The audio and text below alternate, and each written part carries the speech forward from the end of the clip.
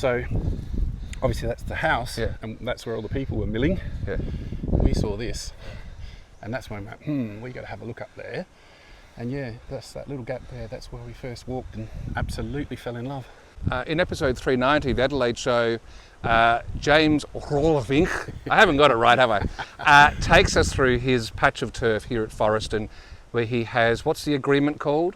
So it's a heritage agreement with the Department of Environment. And your job with this 12 hectares of native vegetation is to look after it, keep kangaroos out and other things that will damage the plants, but then nurture them, give them that safe space. Absolutely. And you have just pointed out to me that over here in the distance, where we can see that green tree amid all the others, what is that? That's the native cherry. It's another native species, a bush food, that for some reason or another, just like the native currant, we can't propagate them.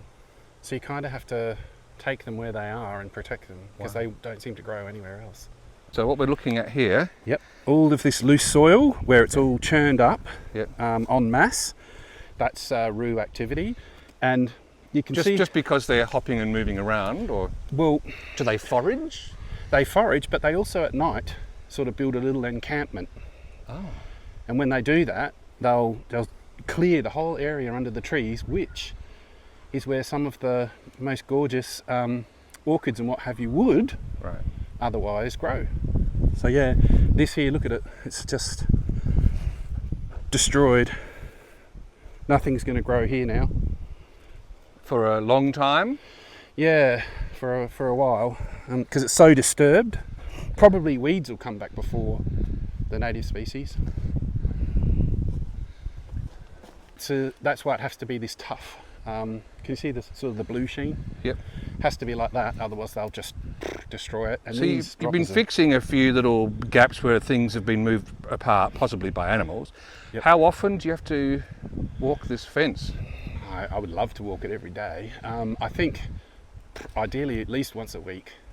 You'd want to, just to see what damage there is, because if there is a hole, they'll all pile through it, and all that good work will be undone. Look at this. This is part of what explodes in the wet season. So you've got native peas here. Even that one's been nibbled. Look at that. This is why we've got to get rid of the kangaroos. Just chomp straight off. I don't know if you can see that. And yeah, look, here's moss. Even in this summer, in this hot, it's all there, just waiting to come back. And it explodes in the wet season, just everywhere. I think, is that a Drosera there? Oh no. Oh, that's one I don't think I've actually even seen before. Oh, let's have a look and see what that is. This is the joy of this 12 acres, Steve. Yeah. Nearly, I cannot recall a time when we haven't walked up here and found something new that we haven't seen before. So what do you think that is? I'm not sure. I'm going to have to actually look that up. So this whole area here would have been overrun with Pendischistus weed, the one that we saw back at the house. Yep. But now that it's been cleared out, now the natives don't need to compete with the weeds. And if we can get rid of the kangaroos as well, things like this depressor, this is a native currant, very difficult to propagate. You can't. So you've got to take it where it grows. That'll come back. So at the moment, you can see it hasn't been nibbled on yet.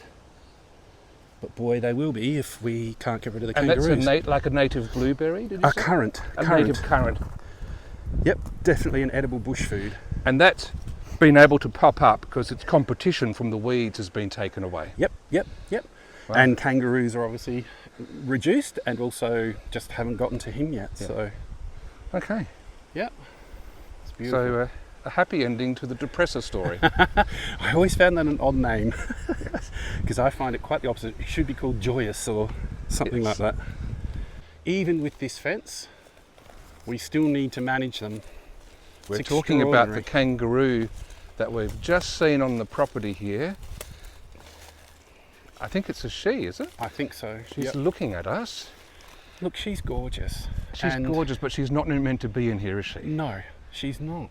And yes, so it's only part of a management plan the details of which will distress some people.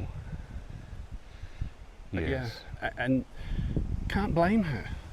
This is their territory originally, just not in such numbers. There she goes. Yeah. But some people will freak about that. They really will. Well, you're not doing it with joy. I kill no animal with joy, ever, under any circumstances. It's got to be humane, and there's got to be a need for it. I came through here with my camera and I heard some bush criffling over there. Went and had a look, and it was this gorgeous echidna, and it was just walking around through there. Yeah. Then I thought to myself, oh, there's no water in here. What's it going to do? It just did a limbo straight under there. Didn't even blink. So we're not going to block off all of that. There's some water down there somewhere, is there? Yeah. Right. Yep. This will stop roos, the barbed wire, Ah, yes. but it won't stop small marsupials and... Well, certainly not an echidna, because barbed wire, it's just fire fighting fire, isn't it? Absolutely. As you can see, look at this akubra. Does that just say, I'm at home here in your native vegetation? I hope so, and you're very, very welcome. You really are. And you said it's a good season for something, you said. Oh yeah. We've seen lots and lots of red belly snakes, which is it's a bit like seeing frogs. Now, if you see them, they're very tame. They don't want to eat you.